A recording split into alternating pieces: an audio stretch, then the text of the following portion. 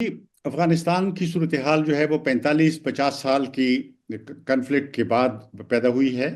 اور اس کنفلکٹ میں ظاہر ہے کہ آپ کو پتہ ہے کہ سوویت یونین کا ایسا یہ تھا کہ اس نے فوجیں بھیجی، افغانستان پر قبضہ کیا، افغان اس کے خلاف اٹھ کھڑے ہوئے۔ لیکن پھر پاکستان، امریکہ اور کچھ عرب ممالک اور ملکوں نے انہوں نے جو کیا، پھر مغرب کا اپنا ایک نقشہ تھا، اپنا ایک پلان تھا۔ تو انہوں نے ایسی یعنی افغانستان کو، جس کے تنازع میں یعنی 40-45 ممالک شریک ہوئے، پاکستان اور ایران خصوصاً، لیکن انہوں نے ایسے اس کو ایک مرکز بنایا جس میں وار آف اٹریشن، ہوں پتہ نہیں میں بہتر تھکا دینے والی جنگ، یا کیا جی کہیں گے فارسی میں فرسائشی جنگ کہیں گے، فرسائشی جنگ۔ یہ جو جنگ ہے اس کو پرفیکٹ بنایا گیا ہے۔ یعنی ایک طرح سے اس دوران میں جو اتنے ملکوں کی انٹیلیجنس ایجنسیاں آئیں، فوجیں آئیں، خود پاکستان کی حکومت اور ریاست نے بہت اس میں بھرپور حصہ لیا۔ تو اس میں اب یہ ہے کہ یہ جو جنگ ہے یہ ایک دودھاری تلوار ہے۔ افغانوں کو اس نے کاٹا ہے، لیکن یہ اب دوسروں کو بھی کاٹے گی۔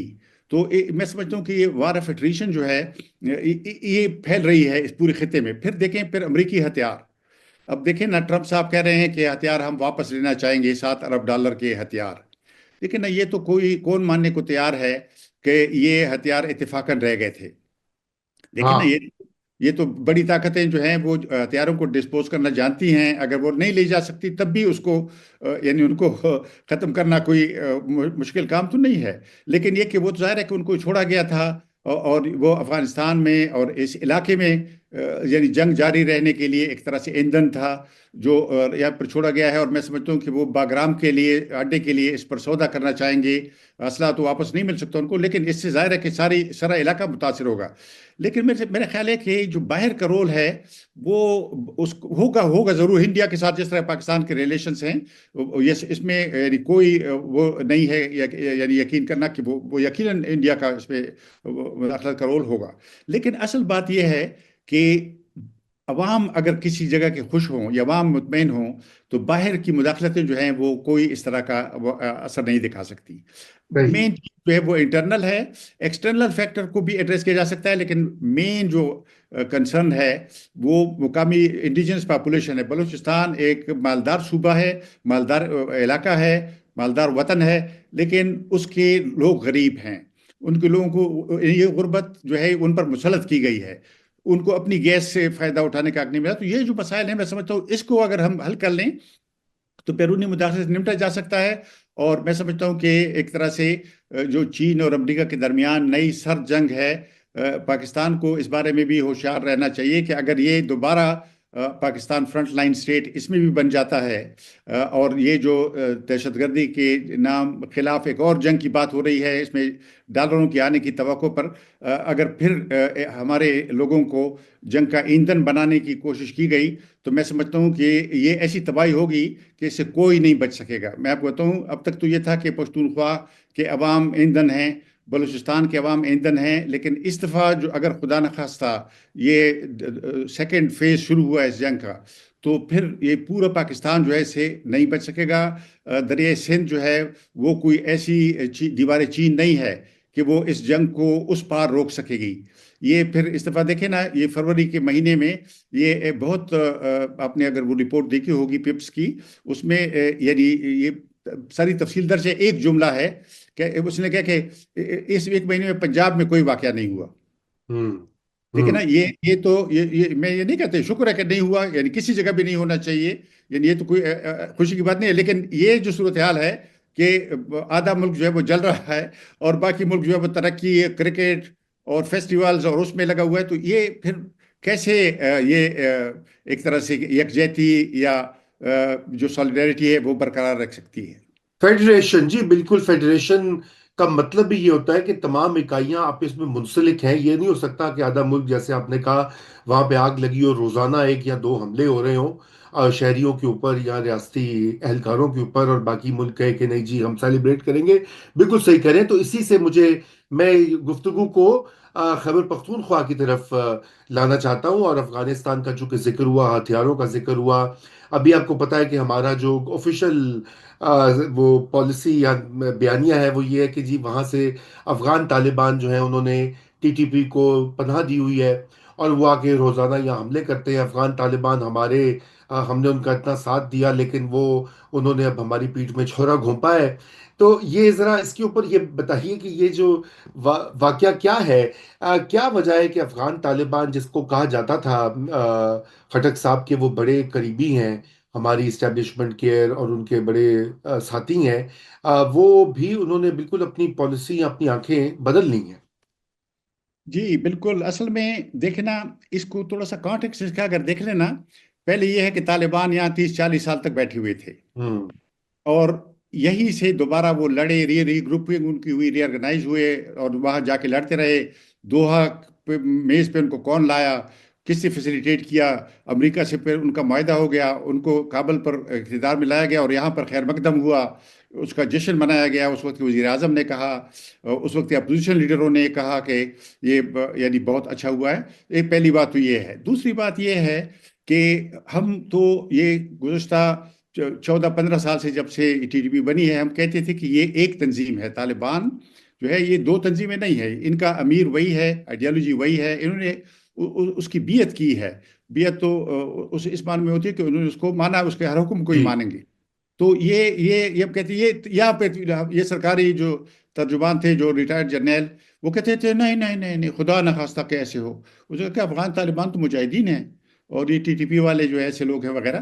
تو یہ جھوٹ بولنے پر بھی تھوڑا سا اس کی روشنی ڈالنی چاہیے۔ تیسری بات یہ ہے کہ دیکھیں نا، افغانستان میں بھی یہ جو ٹی ٹی پی ہے، یہ طالبان میں جو ان لوگوں سے زیادہ قریب ہے، جو پاکستان کے دوست سمجھے جاتے ہیں، جو زیادہ دوست، نزدیکی دوست سمجھے جاتے ہیں، یہ اس کی وضاحت کون کرے گا؟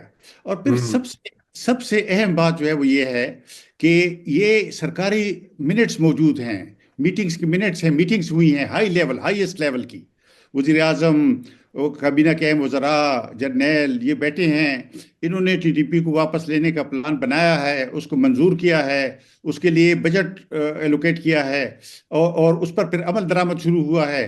تو ان سب کو چھیڑے بغیر صرف کہنا کہ بس افغان طالبان جو ہے وہ بھیج رہے ہیں اور ہم یہاں پہ ان کو، لیکن میں سمجھتا ہوں کہ میرے خیال، میری ناقص رائے میں، آئی مے بی رانگ، لیکن میری رائے یہ ہے کہ یہ وہ اس بڑے بین الاقوامی کھیل کا حصہ تھا، ان کو لانا، ہوں جس میں طالبان بھی شریک تھے، ہمارے جرنیل بھی شریک تھے، اور اس کا مقصد یہ تھا کہ چین کے اس کو روکنا، یہ جو سی پیک وغیرہ کا مسئلہ تھا۔ ظاہر ہے کہ ایک آدھ دھماکوں سے وہ نہیں روک سکتا تھا، بہت بڑا منصوبہ تھا، تو اس کے لیے بڑا لشکر چاہیے تھا، اور لشکر جو ہے وہ یہی ہو سکتا تھا۔ تو میں سمجھتا ہوں کہ یہ جو انٹری تھی ان کی، یہ اس کو ممکن بنایا گیا ہے۔ اب جب تک آپ اس کی تحقیق نہیں کریں گے کہ یہاں کیسے، اس میٹنگ میں کون تھا، اور یہ فیصلے کیسے ہوئے، اور اس فیصلوں کو کب بدلا گیا، اور کیا آج بھی ان فیصلوں پر عمل درآمد ہو رہا ہے یا نہیں ہو رہا ہے؟ دیکھیں نا، یہ جو ابھی دیکھیں نا، وزیرستان پر قبضہ کرنے کی کوشش ہو رہی ہے۔ یہ ان کا پہلا ڈیمانڈ یہ تھا کہ فاٹا کے مرجر کو ریورس کریں۔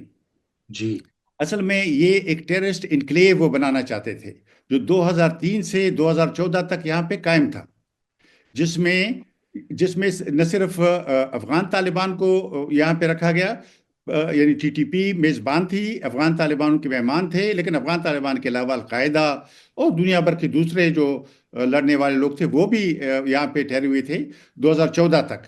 تو ایک طرح سے اس انکلیو کو دوبارہ ریوائیو کرنے کا پروگرام ہے، یعنی میرے راکش رائے میں تو یہ ہے۔ اور یہ پروگرام چونکہ وہ دور اور بڑے گھر سے ایسے ملکوں تک آیا تھا، تو یہاں پہ اس کی روک تھام نہیں ہو سکی۔ تو میرے خیال میں اصل بات یہ ہے کہ پالیسی لیول پر اس کو ڈسکس کرنا چاہیے کہ آیا پاکستان دوبارہ اس جنگ میں فرنٹ لائن سٹیٹ بنے گا، بن رہا ہے؟ یہ تو علامتیں تو ہیں بننے کی، کیونکہ یہ جو ٹی ٹی پی لائی گئی ہے، اور دیکھیں نا، وہ علاقوں پہ قبضہ اس نے کر لیا ہے۔ اب میں آپ کو بتاؤں، کرک، بنو، لکی مروت، ٹانک، اور شمالی وزیرستان، جنوبی وزیرستان، ان میں شام کے 5 بجے کے بعد ان کے پھاٹک لگ جاتے ہیں، وہ سب کو دیکھیں میں نے کہا، سب کو روکتے ہیں، وہ لوگوں سے ٹیکس لے رہے ہیں، بھتہ لے رہے ہیں۔ یہ اور ساتھ میں ادھر ریاست بھی دعویٰ کرے کہ ادھر ریاست موجود ہے، تو یہ اگر یہ تو موجود نہیں ہے، اگر ہے تو یہ کیسے ممکن ہے کہ دو ریاستیں ساتھ میں کو ایگزسٹ کر رہی ہوں؟ تو یہ تھوڑا سا یعنی عام پروپیگنڈے کے لیے تو یہ بات چلتی ہے کہ ہاں ادھر سے ہم نے ٹیلی فون کال سنی، بس وہ ادھر سے آ رہی تھی کال، باتیں ہم نے ٹیپ کی ہیں، لیکن یہ جو دوسرے حقائق ہیں ان پر بھی غور کرنے کی ضرورت ہے۔ یعنی میں نہیں کہتا کہ افغان طالبان اس طرح کی سرگرمی میں حصہ نہیں لیتے، یعنی وہ تو ظاہر ہے کہ ان کی ساری جس سیاسی جس جنگی کلچر کی وہ پیداوار ہے اس میں یہ ساری چیزیں شامل تھیں، لیکن میری گزارش یہ ہے کہ ادھر سے بھی میں سمجھتا ہوں کہ اگر اس پلان کے لیے حمایت نہ ہوتی تو یہ ممکن نہیں تھا کہ 6,000 یا 10,000 افراد آ کے علاقوں پہ قبضہ کر لیں 6-7 لاکھ فوج کی موجودگی میں، اور یہاں پہ اپنی ریٹ قائم کریں اور اسٹیٹ کی ریٹ کو ختم کر دیں۔ نہیں بالکل، بہت آپ نے اہم یہ نکتے اٹھائے ہیں، اور میں سمجھتا ہوں کہ ان کے اوپر مزید تفصیل میں بات بھی ہونی چاہیے۔ مگر خٹک صاحب، یہاں پہ یہ سوال بھی پیدا ہوتا ہے کہ یہ کہ سیٹلڈ ایریاز میں جو جنہیں کہا جاتا تھا پہلے، وہاں بھی جی انہوں نے قبضہ کیا ہوا ہے، اور روزانہ یہ اطلاعات آتی ہیں، پھر یہ لوگوں کو اغوا کرنا تاوان کے لیے سارے ہر دوسرے دن ہم یہ سنتے ہیں پڑھتے ہیں۔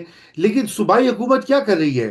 دیکھیں نا، بلوچستان کا معاملہ ذرا فرق ہے، لیکن پختونخوا کی صوبائی حکومت جو ہے وہ تو کہیں زیادہ اسے کہنا چاہیے ڈیولپڈ ہے، ایڈمنسٹریٹولی بھی، پولیس بھی ہے، اسپیشل برانچ بھی ہے، اور صوبائی حکومت کا بالکل اس میں لگتا ہے کہ گھٹنے ٹیک دیا۔ کولم کا ہی معاملہ دیکھ لیجئے، اس میں بھی صوبائی حکومت مطلب ایک صوبے کے وزیر اعلیٰ ہیں یا وزراء ہیں، وہ وہاں پہ گئے بھی نہیں ہیں اس طرح سے، جہاں پہ روزانہ خون کی ہولی کھیلی جا رہی ہے، محلے جل رہے ہیں، گھر جل رہے ہیں، قتل و غارت ہو رہی ہے۔ تو یہ آپ یہ بتائیے کہ یہ کیا چکر ہے؟ آپ کی اس بات سے تو مجھے اتفاق ہے کہ صوبائی حکومت جو ہے وہ اس نے اپنی آنکھوں پر پٹی باندھی ہے، اور سوائے تخت لاہور کی جنگ میں حصہ لینے کے ان کا کوئی ایجنڈا نہیں ہے صوبے کے لیے۔ اب دیکھیں نا، پراچینار میں کئی مہینے سے سڑک بند ہے، لوگوں کو خوراک دواؤں کی تکلیف ہے، لیکن یہ کہ ادھر سے تماشا ہو رہا ہے، نئے اسلام آباد سے، راولپنڈی سے، نئے پشاور سے کوئی اس کے بارے میں کوئی حرکت ہوئی ہے؟ تو یہ بات آپ کی ٹھیک ہے، لیکن اصل بات یہ ہے کہ ان کو لایا وہاں کون ہے؟ دیکھیں نا، اگر یہ داندلی ہوئی ہے فارم 45 اور 47، تو یہ ہمارے صوبے میں کیوں نہیں ہوئی؟ اصل ہوں میں وہاں پہ یہ جو اسٹیبلشمنٹ ہے ان کا خیال یہ ہے کہ جو پشتون اور بلوچ قوم پرست ہیں وہ ان کو خطرہ سمجھتے ہیں، تو ان کا ایک طرح سے الٹرنیٹیو یا متبادل ان کو بنایا گیا ہے۔ یہ دیکھیں نا، تیسری دفعہ ہے ان کو اقتدار میں لایا گیا ہے، اور ابھی تک دیکھیں نا ساری جس پارٹی سے ان کے ساتھ اتنی لڑائی ہے اس کی صوبائی حکومت کو برداشت بھی کیا گیا ہے، بلکہ اس کو کافی سپیس بھی دیا گیا ہے۔ تو میں سمجھتا ہوں کہ یہ بھی ساری جو میں سمجھتا ہوں کہ جو مرکزی پالیسی ہے اس کا بھی شاخسانہ، یعنی اس حکومت کا قصور اپنی جگہ ہے، اور صوبہ کے عوام کو یہ سیکھنا چاہیے کہ اس طرح کے لوگوں کو وہ کیوں ووٹ کرتے ہیں جو ان کی پرواہ نہیں کرتے۔ دیکھیں نا، صوبے میں کاروبار بند ہو گیا ہے، روزگار بند ہو گیا ہے، لوگ دوسرے صوبوں میں جانے پہ مجبور ہیں، اور دوسرے صوبے میں جاتے ہیں تو ان کی پروفائلنگ ہوتی ہے، وہ کہتے ہیں کہ یہ دہشت گرد ہیں، یعنی یہ دہشت گرد کے شکار جو لوگ ہیں ان کو دہشت گرد ہونے کے طعنے سننے پڑتے ہیں ملک بھر میں، اور لوگ کہتے ہیں کیوں آ رہے ہیں، کیوں آئے ہیں بھائی، وہ کہاں جائیں گے؟ اگر ہوں جنگ ہوگی وہاں ریاست ان کو تحفظ نہیں دے پا رہی، اور تاجر اور درمیانہ طبقہ کے لوگ تو رل گئے ہیں۔ دیکھیں نا، ہوں کا کاروبار سب کے بند ہو گئے ہیں۔ تو میرے خیال میں یہ جو پختونخوا میں دہشت گردی کا مسئلہ ہے، اور اگر سچی بات یہ ہے کہ ریاست واقعی مخلص ہوتی تو ان کو تو خوش ہونا چاہیے تھا کہ ہمارے صوبے کے عوام دہشت گردی کے اتنے خلاف ہیں کہ دنیا میں کوئی لوگ دہشت گردی کے ایسے مخالف نہیں ہوں گے، لیکن ان مخالف لوگوں کے جلسے جلوسوں پر ریاست پابندیاں لگاتی ہیں، ان لوگوں کو پکڑتی ہے، مثلا P T M, N D M اور اس طرح کی تنظیموں کو جو کہتے ہیں کہ دہشت گردی نہیں ہونی چاہیے، ان کو ہی پکڑا جاتا ہے۔ تو جی میں سمجھ ان کو تو خوش ہونا چاہیے تھا کہ بھائی جہاں رہے، لیکن مجھے خطرہ یہ ہے کہ جیسے بلوچستان میں ہوا ہے یہاں بھی سب سے جو مشکل بات ہوگی ریاست کے وہ یہ ہوگی کہ مقامی لوگوں میں اس کا اعتماد نہیں ہے۔ دیکھیں نا، جو بنو میں، لکی مروت میں لوگوں نے جو مطالبے کیے، بلکہ پولیس کی وردی میں لوگوں نے جو مطالبے کیے، لکھے ہوئے مطالبے کیے، وہ آپ کے سامنے ہیں، اس لیے کہ وہ اعتماد کھو چکے ہیں۔ تو اس اعتماد کی بحالی کے لیے عمل میں، پالیسیوں میں، زبانی نہیں، زبانی تو بہت کچھ کہا جا چکا ہے، اس پر عمل نہیں ہوا. عمل میں یہ ثابت کرنا ہوگا کہ گڈ طالبان اور بیڈ طالبان نہیں ہیں. یہ جو دفتر بنو میں کھولے گئے تھے، جس کی وجہ سے یہ بنو کے لاکھوں لوگ انہیں احتجاج کیا تھا، اس پر میں سمجھتا ہوں کہ عمل میں دکھانا چاہیے، اور صوبائی حکومت سے بھی پوچھ گچھ ہونی چاہیے، اور صوبائی اور مرکزی حکومت کے درمیان تخت لاہور کی لڑائی کو اس میں آڑے نہیں آنا چاہیے. یہ جو بالکل ایک طرح سے امن عامہ کا مسئلہ ہے، اور ایک پورے صوبے جس میں اب 60 ملین کے قریب عوام رہتے ہیں. دیکھیں action in aid of civil power.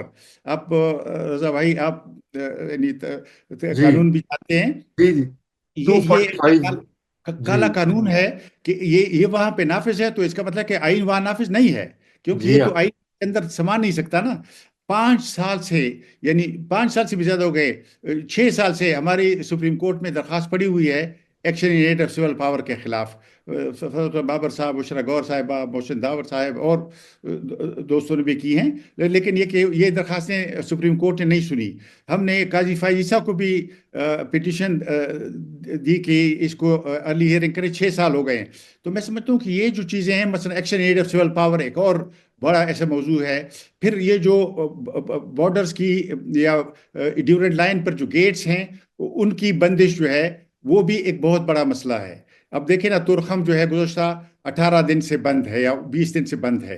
چمن میں بھی صورت آپ کے سامنے ہے. یہاں پہ لاکھوں لوگوں کا دار و مدار جو ہے، وہ چترال سے لے کر بلوچستان کے آخری کونے تک یہ اس تجارت پہ ہے، جو علاقائی تجارت ہے.